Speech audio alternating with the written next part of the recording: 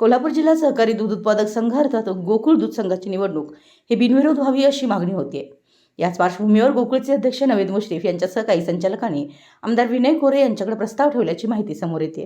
मात्र ही निवडणूक महायुती विरुद्ध महाविकास आघाडी करणार असल्याची नेत्यांनी घोषणा केली आहे।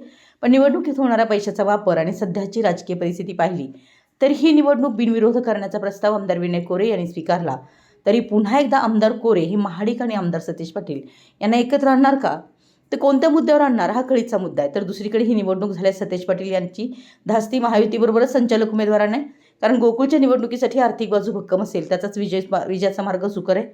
गोकुळ दूध संघाची निवडणूक बिनविरोध करण्याचा प्रस्ताव संचालक मंडळातील काहींनी आमदार कोरे यांच्या पुढे ठेवला। मात्र आमदार कोरे हे सध्या महायुतीचे घटक आहेत। महापालिकेच्या राजकारणानंतर जिल्हा परिषदेच्या राजकारणात महाडिक आणि कोरे यांची गट्टी चांगलीच जमली आहे। मागील 10 वर्षाच्या राजकारणाचा विचार केल्यास आमदार कोरे यांनी मागे झालेल्या गोकुळ दूध संघाच्या निवडणुकीत आमदार सतीश पाटील आणि मंत्री हसन मुश्रीफ यांची साथ दिली होती। तर महाडिक गटाच्या विरोधात ते निवडणुकीच्या रिंगणात होते।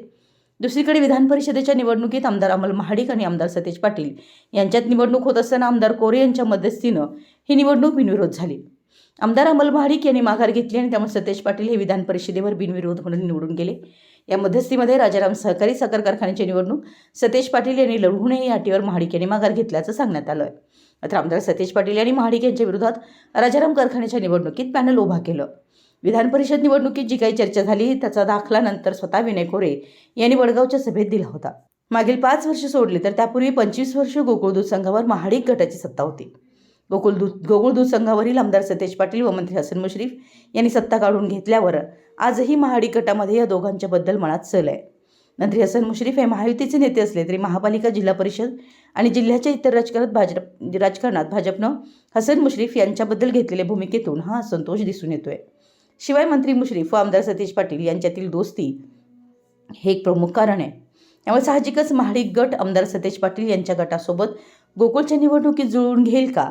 जर घेतलं तर तो कोणत्या मुद्द्यावर घेतला जाईल हा कळीचा मुद्दा आहे। शिवाय आमदार कोरे यांनी पुन्हा महाडिक आणि पाटील गटाला एकत्र करण्याचा प्रयत्न केल्यास त्याचे राजकीय पटलावर परिणाम होऊ शकतात। दुसरीकडे ही निवडणूक बिनविरोध करण्यासाठी काही संचालकांनी आमदार कोरे यांची भेट घेतली। निवडणुकीपूर्वीच जिल्ह्यातील काही नेत्यांनी सभासदांना लाख मोलाचं टोकन दिलंय। ही निवडणूक लागल्यास जवळपास 200 ते 250 कोटींचा चुराडा या निवडणुकीत होण्याची शक्यता नाकारता येत नाही। दोन्ही बाजूचा विचार केल्यास पैशाचा अमाप वापर होण्याची शक्यता आहे, तो इतर संचालकांना न परवडणार आहे। मागील निवडणुकीचा संपूर्ण अंदाज घेऊन सतीश पाटील या निवडणुकीत उतरण्याची शक्यता आहे।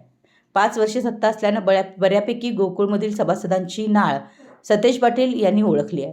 जर निवडणूक लागल्यास महायुतीच्या संचालकांना आर्थिक गोष्टीचा वापर केल्याशिवाय निवडणूक जिंकता येणार नाही याचा अंदाज आला आहे। त्यामुळे सतीश पाटील यांची धास्ती महायुतीतील संचालक उमेदवारांनी आतापासूनच घेतल्याचं दिसतंय। मराठी एस न्यूजसाठी कागलहून प्रशांत दळवी।